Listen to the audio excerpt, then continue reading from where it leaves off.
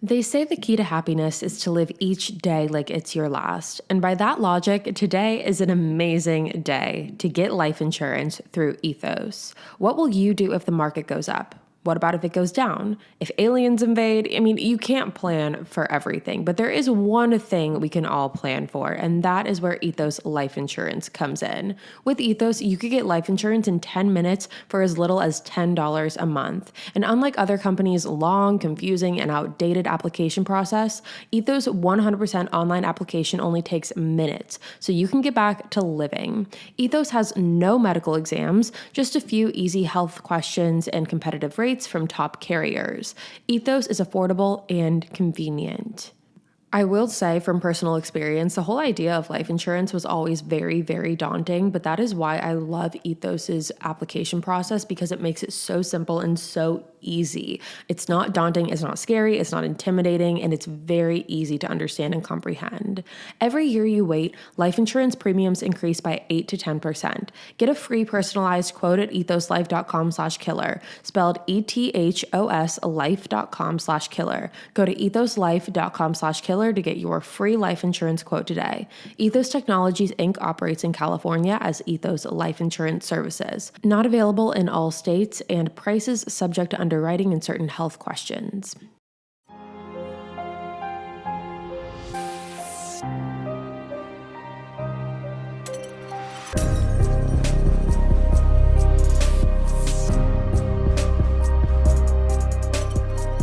Hello everyone, what is up? Welcome back to another episode of Killer Instinct. Thank you so much for joining me here today. If you're new here, hi, my name is Savannah and I am the host of Killer Instinct. Before we get started, make sure you go ahead and hit that subscribe button. That way you never miss an episode. We post weekly on the podcast every Wednesday and then again every Thursday as well on YouTube, and you are not going to want to miss it.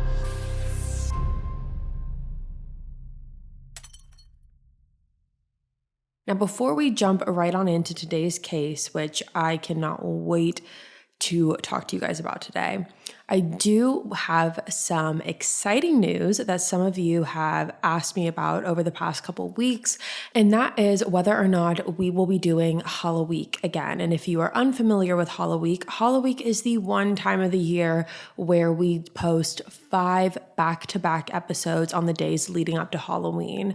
And the answer to that question is yes, we are doing Halloween this year. So from October 24th to October 28th, you guys will get an episode every single day. Halloween is always the craziest time of the year, but it's always the best time of the year. This is the 4th time we have done Halloween, and I get so excited about it, and I know you guys get so excited about it, which only fuels my excitement more. So I did want to let you guys know that that is coming up in about a month, and so to mark your calendars and get excited. So with that being said, now let's talk about why we are here today, and that is to discuss the case of Daniel Robinson. Daniel's case is still unsolved. He went missing in June of 2021, so just a little over a year ago. And this case has not gotten the recognition that it deserves, and there's still so many unanswered questions about what happened to Daniel and where he could possibly be. So with that being said, let's jump right on into it today. Daniel Robinson was born on January 14th, 1997. So fun fact, him and I actually share a birthday. He was born to his parents, Melissa Edmonds and David Robinson. Daniel was the youngest of 4 children and grew up in Columbia, South Carolina, where he attended the College of Charleston. Now, something to know about Daniel is that he was born without his right hand, and while some people might see that and view it as a setback or a handicap, Daniel was the opposite. Daniel fully embraced himself for who he was, and even when his mom bought him a prosthetic hand, he refused to wear it. He wanted nothing to do with it because he wanted to, again, embrace who he was. And he wanted people to accept him for who he was and to prove to other people that this didn't define him. So he was able to play video games. He was in the marching band where he even taught himself how to play the French horn and the trombone. And when he went to college, he decided that he wanted to major in geology, which I just think is the coolest thing ever. And Daniel's family said that he was the type of person that just cared about making a difference in the world. That was the number one goal that Daniel had for his life, is that he wanted to make a change. And Daniel loved nature, and he wanted to be doing something outdoorsy whenever he got the chance. And luckily enough, when he graduated college, he was able to get a job at a company called Matrix New World, where he worked as a geologist. And at the time of his disappearance, he had been working at Matrix for around a year while also being an Instacart delivery driver on the side. Now, at the time of his disappearance, he was living in Tempe, Arizona, in an apartment by himself. So that is the backstory of Daniel, and that is what brings us to June 23rd, 2021 at around 9 a.m. when Daniel arrived at a work site in the desert of Buckeye, Arizona, where he met his coworker, Ken. Now, the job site was about a mile west of Sun Valley Parkway and about 200 feet north of West Cactus Road. The only way to access this job site was from a dirt road which started on the west side of Sun Valley Parkway. The dirt road goes for about a mile until it reaches what was described as a T in the road. And once you arrive at that T, if you go north at the split and go for about 2,000 more feet, you will be at the job site. So basically, in simpler terms, you were in the middle of the desert. Daniel and Ken were planning on being at this job site and working there for the majority of the day. However, when Daniel arrived, Ken said that he was acting very bizarre. According to Ken, Daniel was not acting like his usual self and was saying things that were unlike him. He kept asking Ken if he wanted to go rest and if Ken wanted to go to Phoenix to rest. And at first, Ken thought that this could be in reference to the fact that it looked like it was going to rain outside, so he thought Daniel was saying that they should go home because of that. However, right when Ken pulled out his weather app on his phone, Daniel began walking back towards his car. He then waved at Ken as if he was waving goodbye before turning around, getting into his car, and driving away. Now, according to Ken, Daniel wasn't there for more than 15 minutes before he just left, and Daniel didn't tell Ken where he was going or when he was coming back. But again, Ken was under the assumption that Daniel wasn't just leaving for the day. He thought that that was very unlike Daniel. Daniel was a very timely and punctual person, and he was also very responsible when it came to work, so he didn't think that Daniel was just going to up and leave. However, Ken did decide to call their project manager, which was a man named Steve, and told him what happened, and Steve agreed that Ken should keep working on the project and basically keep each other updated on what happened the rest of the day, meaning that if Daniel came back to the work site, then Ken would notify Steve of that, and if Steve somehow got a hold of Daniel, then he would tell Ken.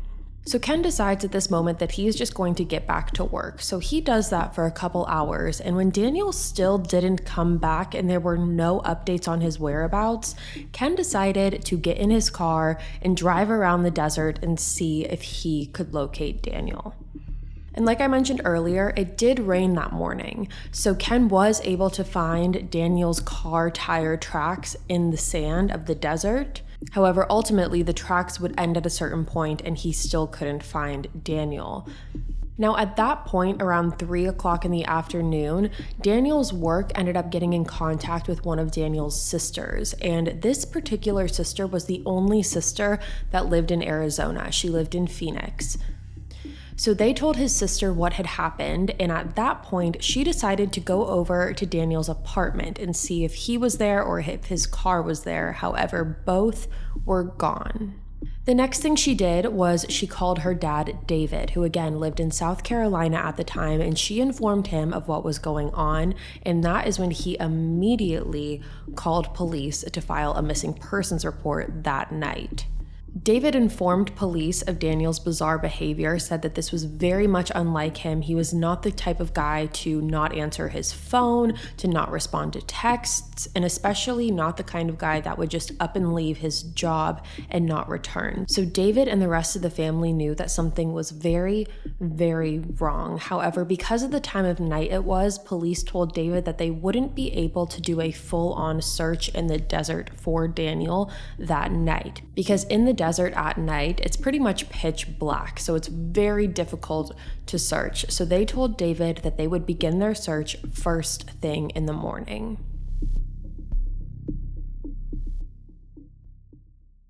And now a word from our sponsor, BetterHelp. I think we've all been in a situation where it gets very easy to think about problems more than it is about thinking about solutions. You just get stuck focusing on what the problem is rather than a way to solve it. And it can be tough to train your brain to stay in problem-solving mode when faced with a challenge in life. But when you learn how to find your own solutions, there's literally no better feeling. And a therapist can help you become a better problem solver, making it easier to accomplish your personal goals, no matter how big or how small. And that's why I in particular love BetterHelp, because everything is on your time and your schedule. If you've never heard of BetterHelp before, BetterHelp is online counseling all from the comfort of your own home. Once you sign up with BetterHelp, you will then take a survey, and based on the results of that survey, you will be matched with a counselor that is best deemed to fit your needs. BetterHelp has counselors that specialize in a plethora of different areas such as depression, anxiety, relationships, family trauma, LGBTQ plus matters, sleeping, grief, and more. If you're thinking about giving therapy a try, BetterHelp is a great option. It's convenient, accessible, affordable, and entirely online. Get matched with a therapist after filling out a brief survey and switch therapists at any time. When you want to be a better problem solver, therapy can help you get there. Visit betterhelp.com/instinct today to get 10% off your first month. That's betterhelp.com/instinct. They say the key to happiness is to live each day like it's your last. And by that logic, today is an amazing day to get life insurance through Ethos. What will you do if the market goes up? What about if it goes down? If aliens invade? I mean, you can't plan for everything, but there is one thing we can all plan for, and that is where Ethos Life Insurance comes in. With Ethos, you could get life insurance in 10 minutes for as little as $10 a month. And unlike other companies' long, confusing, and outdated application process, Ethos' 100% online application only takes minutes, so you can get back to living. Ethos has no medical exams, just a few easy health questions and competitive rates from top carriers. Ethos is affordable and convenient. I will say from personal experience, the whole idea of life insurance was always very, very daunting, but that is why I love Ethos's application process, because it makes it so simple and so easy. It's not daunting, it's not scary, it's not intimidating, and it's very easy to understand and comprehend. Every year you wait, life insurance premiums increase by 8 to 10%. Get a free personalized quote at ethoslife.com/killer, spelled ETHOS life.com/killer. Go to ethoslife.com/killer to get your free life insurance quote today. Ethos Technologies Inc. operates in California as Ethos Life Insurance Services. Not available in all states, and prices subject to underwriting and certain health questions. Now, when the investigation initially began, David and police were in pretty constant communication. Police looked to David in the beginning to fill in the holes about who David was and what wasn't normal about the behavior that he was exhibiting.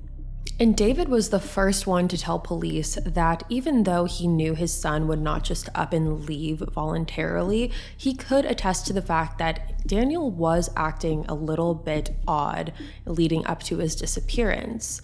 David said for the few weeks leading up to his disappearance, Daniel told his dad that he had met a woman and he was in love with her.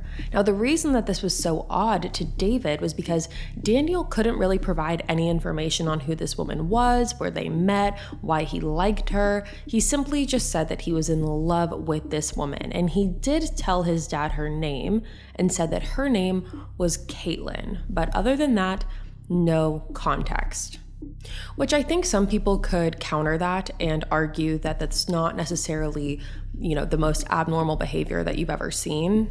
But the reason that David was so adamant that this was not normal for his son was because Daniel wasn't giving any more context. And Daniel was very open with his family. He had a really great relationship with them. And so because he was acting a little bit secretive, that is what raised the red flags. Police also asked David if Daniel was involved in any drugs or alcohol, and while David said that he did know that Daniel drank alcohol and smoked weed, he said that he had no knowledge of any drug use outside of that, and he also told police that he had no history with mental health or mental illness or any struggles with depression. And David was adamant on the fact that his son should not be considered a runaway and should not be considered someone who was thinking about ending their life. So after speaking to David, police then wanted to talk to Daniel's sister, Davisha. Now, Davisha was the one that lived in Phoenix. She's the only one that lives in Arizona, and that is the one who went to check on Daniel on the 23rd. Now, according to her, she said that when it came to Daniel's behavior, there was one occasion where he came over to her apartment and he walked in, sat on the couch, would not say a single word, even when he was spoken to or asked questions to. He would not respond, and then after about 30 minutes, he got up and walked out of the house. And that was just in the days leading up to his disappearance. Now, Davisha also told police that she was familiar with the woman that Daniel was saying that he was in love with. And Davisha told police that Daniel had listened to a podcast that Caitlin had told him to listen to. And according to Daniel, this was a very positive podcast that really transformed his perspective on life.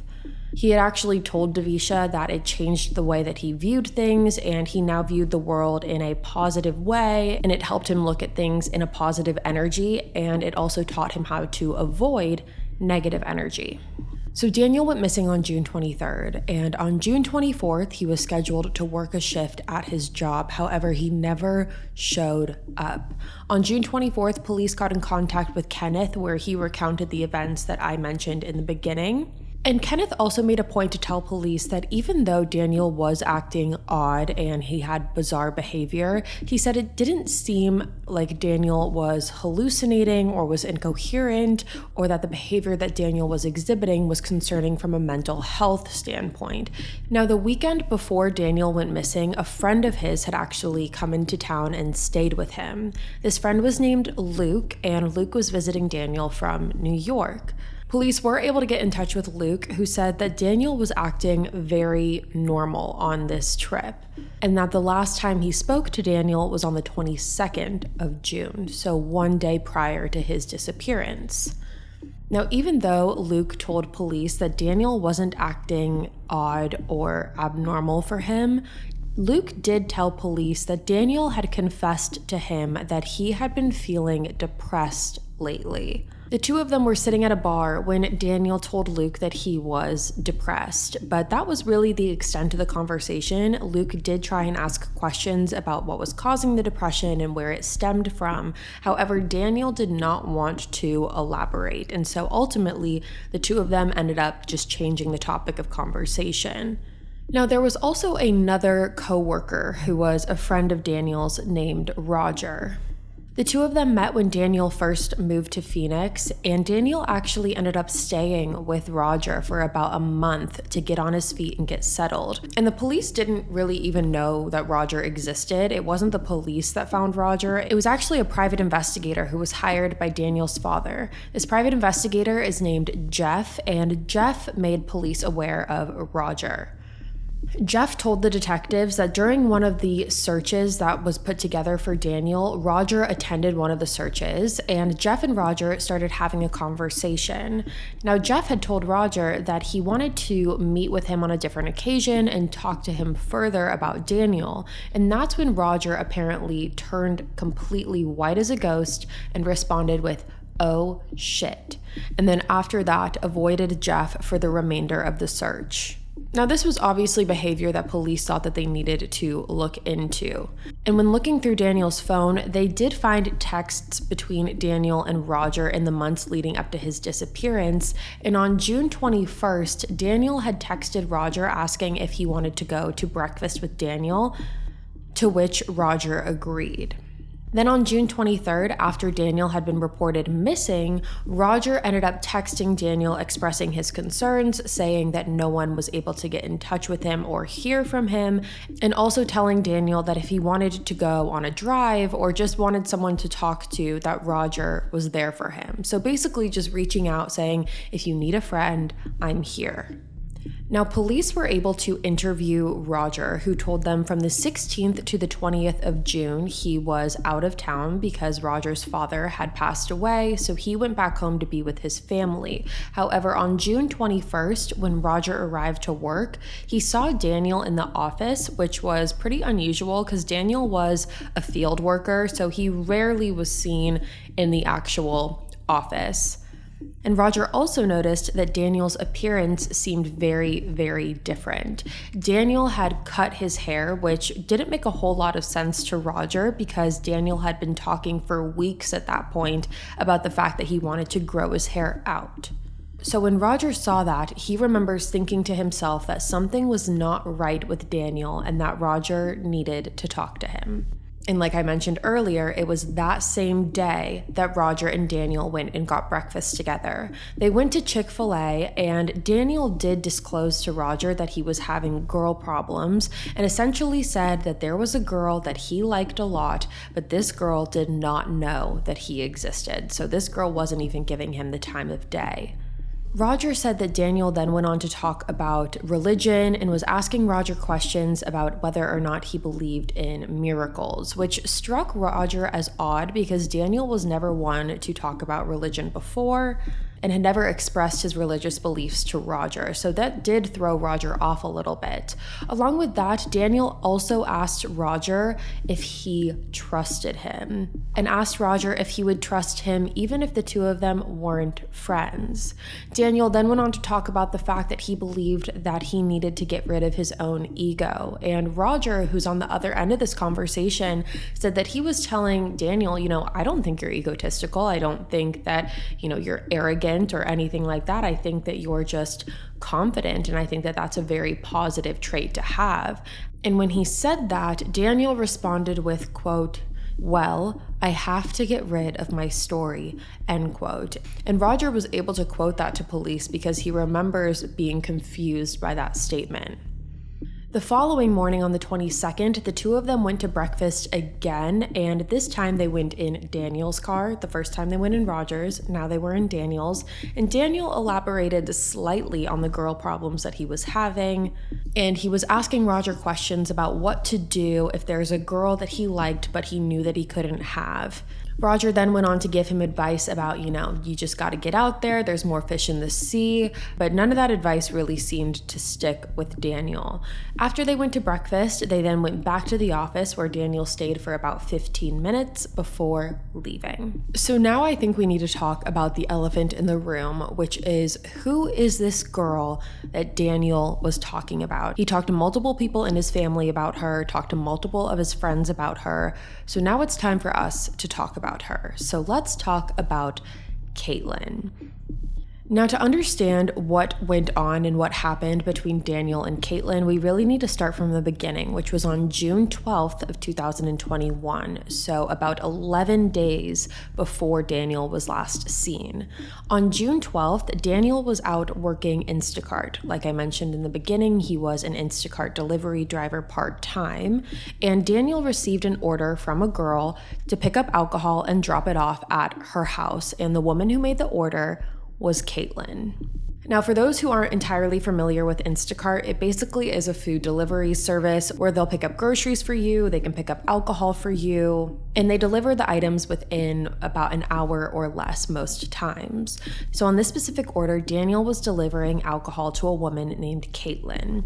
Now, Caitlin lived in Levine, Arizona, and on the night of the delivery, she was at her house with a girlfriend of hers. So Daniel picks up the alcohol, he brings it to Caitlin's house, and when when Caitlin went outside to grab the order, her and Daniel got to chatting, and she ultimately ended up asking Daniel if he would like to come inside and hang out with her and her friend.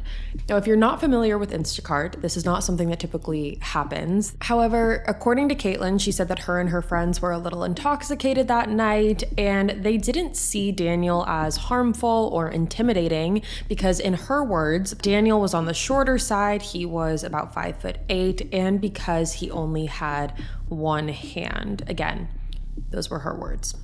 So Daniel agreed to go into Caitlin's home, and when he walked in, him, Caitlin, and her friend all just began talking, and Caitlin and Daniel ended up exchanging phone numbers.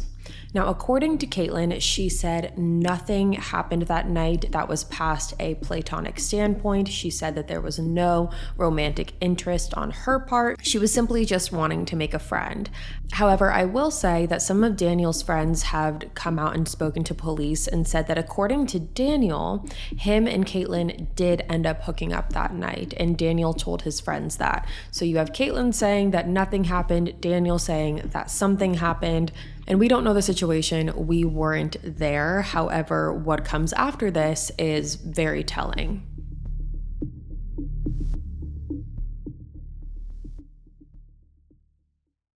All right, you guys, let's talk about Hunt a Killer. Hunt a Killer is perfect for the crime, horror, and mystery lovers out there, which clearly, if you're listening to this podcast, you are to some extent. So this is perfect for you.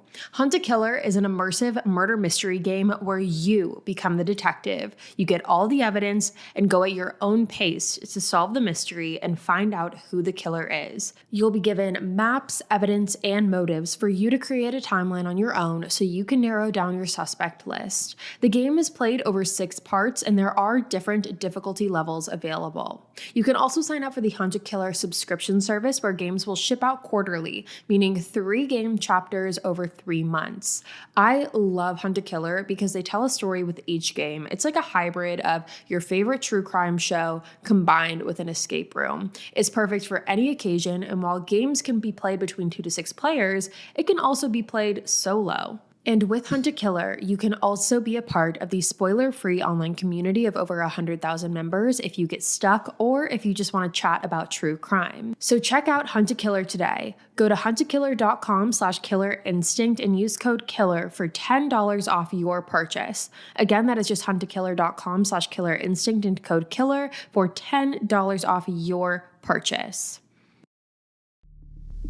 So Daniel and Caitlin ended up exchanging phone numbers, and I think right off of the bat, there was a miscommunication between the two of them. It was clear that Daniel was approaching this interaction between him and Caitlin from more of a romantic standpoint, and again, like I mentioned, Caitlin said that she was simply into it as a platonic friend. Now, after they exchanged numbers is when Caitlin sent Daniel the podcast that he had told his sister about. And according to Caitlin, she said that Daniel wasn't at her house for very long. He was there for maybe an hour or 2. However, when he did leave, he ended up leaving behind his canopy. And why it was at the house to begin with is unclear. However, he did end up forgetting it and leaving it behind. A few days after the 12th, Daniel ended up texting Caitlin regarding the canopy, and Caitlin told him that he could come by anytime he wanted to pick it up. Daniel then responded to that text by asking Caitlin if he could come by in that moment or the following day to pick up the canopy. And he also asked for directions to her house. However, Caitlin was actually out of town at that time, so she didn't respond immediately. However, she was very shocked when she got a notification later that day from her security camera at her home, and when she went to check the notification, she saw that Daniel was walking up to her front door and attempting to talk to Caitlin through the house. So he was outside knocking and saying her name. Now, as you can imagine, this was extremely uncomfortable for Caitlin because she never responded to the text in regards to directions on how to get to her house. So Caitlin was under the impression that Daniel either saved the address from Instacart or just was able to remember it, which both she felt very uncomfortable by.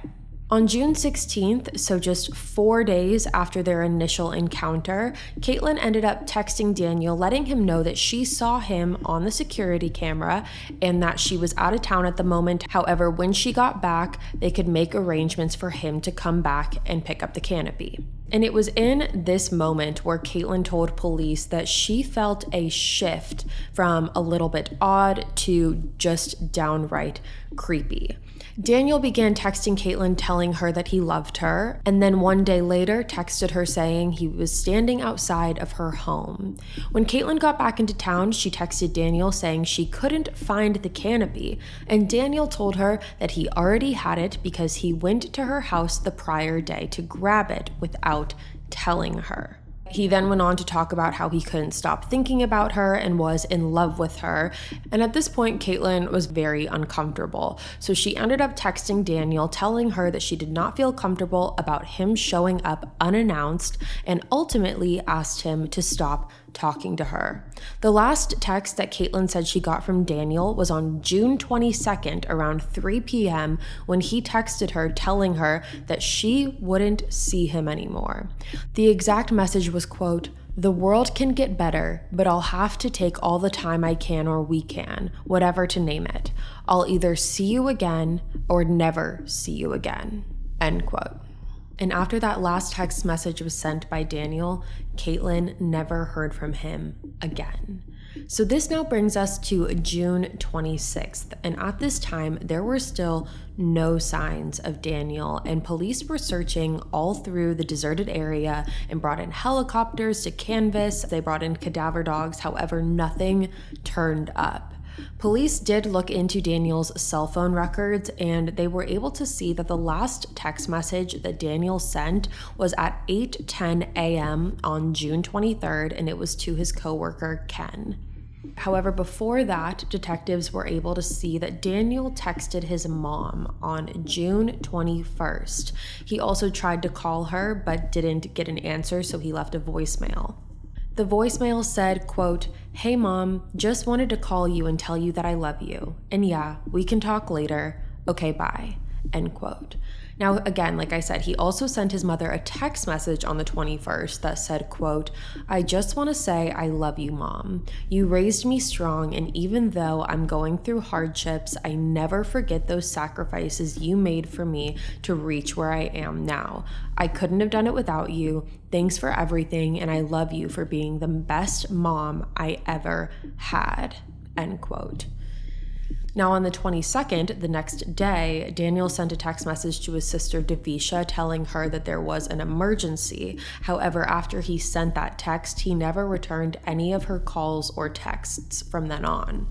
Now, police also were able to look at Daniel's bank statements, and they saw that there was a charge that was processed of $17.88 on June 24th, 2021. So that was 1 day after Daniel went missing. The charge was from a Waffle House that was about 4.5 miles away from Daniel's apartment. Now, the thing that's confusing here is that sometimes it can take several days for a payment to process and to show up in bank statements. So knowing that fact, police decided to go to the Waffle House and look at surveillance. And when they did that, they saw that Daniel went to this Waffle House not on the 24th, but he actually went on the 22nd. Now, while they were there, police did speak to the waitress that was serving Daniel at the Waffle House, and she said that Daniel was there by himself and he seemed very skittish, and he did not want to talk and did not want to engage in conversation. Now, since Daniel went missing, there were multiple people who called in tips regarding possible sightings of him, one being a girl who claimed that she saw Daniel working at a Circle K. However, this was confirmed not to be Daniel. There was another tip that came in claiming that Daniel was at a mental health facility. However, that was confirmed not to be him as well. Now, there was a theory that was talked about on whether or not Daniel could have come in contact with a wild animal in the desert and if he was attacked by one. However, there was only one mountain lion that was discovered in the area, and there was no evidence to prove that Daniel ever came in contact with it. Then we move to July 19th, 2021. So almost 1 month of Daniel being missing. And on this day, Daniel's blue Jeep Renegade was located at 8:54 a.m. by a local landowner in Buckeye, Arizona. The car was laying on its passenger side and it was facing northwest in the desert. The car was found 3 miles away from the work site that Daniel drove away from the day that he went missing and was in between 2 hills on a downward slope in the middle of sand, rocks, and shrubs. The airbags in the car had gone off and the driver front window was completely shattered. Inside the car were a pair of jeans, 2 brown work boots, a bright orange work vest with Daniel's company logo, a t-shirt, and socks. It's believed that these were the clothes that Daniel was wearing when he went missing. Along with that, Daniel's cell phone, his wallet, his car and apartment keys, a backpack with his work laptop, and other items were found inside of the car. Now, you would think with such an intense crash, there would be evidence of blood. However, there was no blood or evidence of injury inside of the car. Now, interestingly enough, authorities were able to get a hold of the black box inside of Daniel's car on July 21st. And a black box in a car can detect the speed of the car before a collision, and it also can detect other valuable information in the moments before a crash. Police were able to figure out that at the time the airbags were set off in Daniel's car, the car was going at 30 miles an hour, and that the driver's side seatbelt was buckled in at the time of the crash. However, contrary to that, a vehicular crime investigator looked at that information and said he did not believe that the car was going 30 miles an hour because he himself tried to get his off-roading vehicle up to that speed to test it, and he could not get his car to go that fast. Along with that, he was also able to figure out that the start button on Daniel's car was pushed multiple times after the crash. And even more bizarre, the private investigator determined that the car was driven an additional 7 miles after the airbags were set off, which has led Daniel's family to believe that where the crash occurred was not consistent to where the car was found. Then a little over a week after the car was found on July 31st, 2021, there was a human skull located near where Daniel's car was recovered. However, ultimately, this did not turn out to be Daniel and was another missing person who had gone missing in 2010. Now, I want to talk about Daniel's family for a moment, more specifically David, because David has been very vocal about his frustrations surrounding the progress of this case. David feels like Daniel's case is not getting the recognition or attention it deserves, and he truly believes that Daniel was met with foul play. However, he does have faith that Daniel will return home alive. David moved from South Carolina to Arizona just days after Daniel went missing to help aid in the search efforts, and ultimately he ended up starting his pretty much own investigation aside from what the police were doing. Like I mentioned, he hired the private investigator named Jeff, and in regards to Daniel's case, David has said, quote, "I only imagine every time I look out there, my son is somewhere hoping that his dad will come find him, you know? I feel like there's a lot of answers that weren't answered for me in regards to my son's case. I'm still searching for those, and I'm going to keep trying until I get them. Oftentimes, when Black and brown children go missing, they're labeled as runaways. Runaways are not receiving Amber Alerts. When it's an adult that's missing, male or female, Black or brown, their disappearance is oftentimes associated with some sort of criminal activity. It really desensitizes the case and dehumanizes them. We don't know what happened to my son after he left that work site. To put a narrative that he just crashes his vehicle and just walks away is ludicrous to me." End quote. David himself has organized multiple searches that, according to him, have actually led to the remains of 6 other missing persons. Which is wild if you think about it. David is out there conducting these searches and doing everything he can to find his son, and he has basically brought home 6 other missing people. Now, David has been vocal about his hope that Daniel's case will change from a missing persons investigation to a criminal investigation. And the reason he wants that is because if it becomes a criminal investigation, it will allow the Buckeye Police Department to use evidence that's already been obtained, so evidence that they already have, to seek out specific warrants that they can't obtain if it's just a missing persons case. And again, David has just expressed a lot of frustration because he feels like there is a lack of urgency. This case happened around the same time period that the Gabby Petito case was going on, and we all know how big Gabby Petito's case was. And there's been a lot of comparison when it comes to Gabby and Daniel's cases because they happened around the same time. However, one got an enormous amount of press and media and was basically shoved in everyone's faces while Daniel's was not.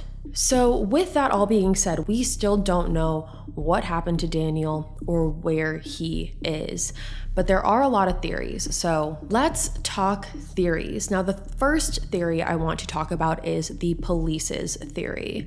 Now, based off of all of the information and evidence that they have, police believe that Daniel crashed his car at the site that it was found and that he was able to escape the car via the sunroof because the sunroof had been broken open as a result of the crash. They believe that after he got out of the sunroof, he just walked off, roaming around the desert. Police believe it's possible that due to the crash, he could have suffered a severe head injury, and due to that head injury, he could have felt overheated. And that is a symptom of having a head injury. You can get overheated, and it was already warm outside to begin with. We're talking this summer in the desert of Arizona. So they believe that these hot flashes could have caused him to remove all of his clothing and walk off and find a tree to sit under, and he could have possibly succumbed to his injury there. And like I said, there was an entire outfit found in Daniel's car, which is why they believe that he was not wearing any clothes when he walked off, potentially.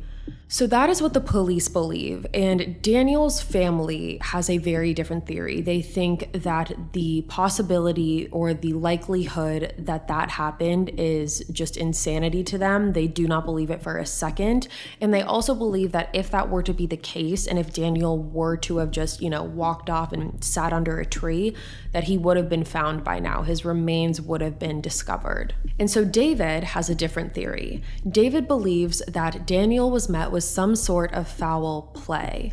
David says that Daniel would have never left his phone, his wallet, or his clothes behind, and in his mind, the idea that Daniel was in this car crash and walked away unscathed, like I said, it's a lunacy to them.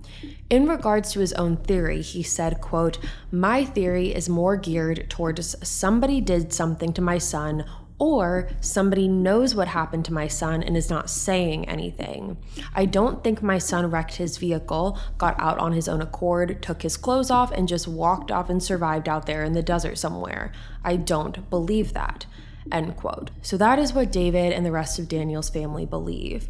Now, I will say, when it comes to the public and their theory, there have been many people in the public who have been following this case and have oftentimes criticized Daniel's family in the sense that they believe that the family is being very naive. I have seen many comments and opinions about people saying that it's very clear that Daniel was struggling with mental health issues, and he even admitted to his friends himself that he was depressed. Daniel was admitting to his friends that he was going through a hard time. He was acting off towards everyone he came in contact with. He was exhibiting bizarre behavior. He was texting his sister about there was an emergency. He texted his mom 2 days before his disappearance, a text that almost seems like a final farewell message. When looking at the text that Daniel sent Melissa, where he says, "You're the best mother I've ever had. You raised me strong, and even though I'm going through hardships, I never forget the sacrifices you made for me to reach where I am now. Thank you for everything that you've done." That type of language does seem like a goodbye message. He speaks almost in the past tense. "You're the best mother I've ever had. You raised me strong. I'll never forget the sacrifices you've made." It does seem like a goodbye message almost. And on a side note to that theory, a lot of people have speculated if it's possible that Daniel was in some sort of manic state. There's been speculation on whether or not Daniel smoked weed that was laced with something. There's been talks of PCP, which is a dissociative hallucinogenic drug that could have caused a major shift in his behavior and could explain why he was acting so odd and off to everyone. And if that was the case and he was in an altered state of mind, it would have made him a lot more vulnerable and an easier target for foul play.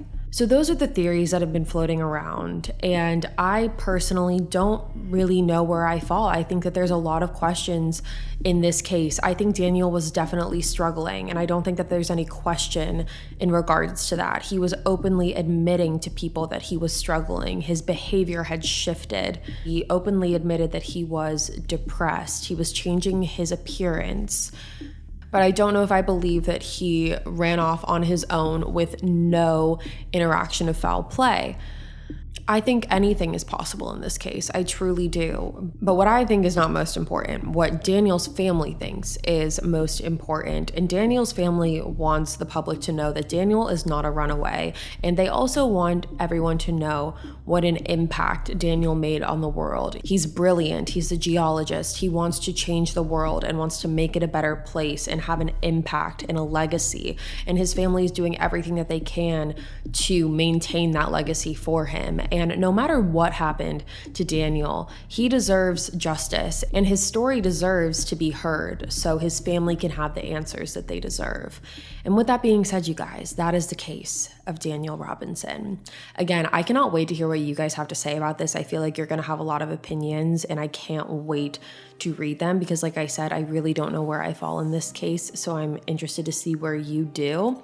But with that being said, you guys, that is all for me today. Thank you so much for tuning in to another episode of Killer Instinct. If you're new here, hi, my name's Savannah and I'm your host of Killer Instinct. Make sure you go ahead and hit that subscribe button. That way you never miss an episode. We post weekly on the podcast every Wednesday and then again every Thursday on YouTube as well. And you're not going to want to miss it. I'll be back next week with a brand new case for you guys. And until then, stay safe. Bye guys.